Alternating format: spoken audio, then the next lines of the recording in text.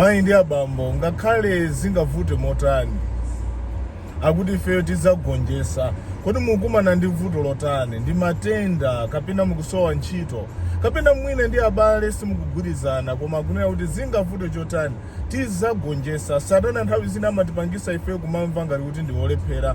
Alipo ena mwina lero oli school tikuona anzati akupanga graduate ife sinapange tikuona ngati ndife olephera. Sife olepherayi, pitirizanibe, pondanibe, yendanibe, siku lina muzagonjesa. Kaena muli pa project anzanu mukuona yawo amaliza musabwerere mbuyo, muzagonjesa tsiku lina. Ambuye akudaliseni. Amen.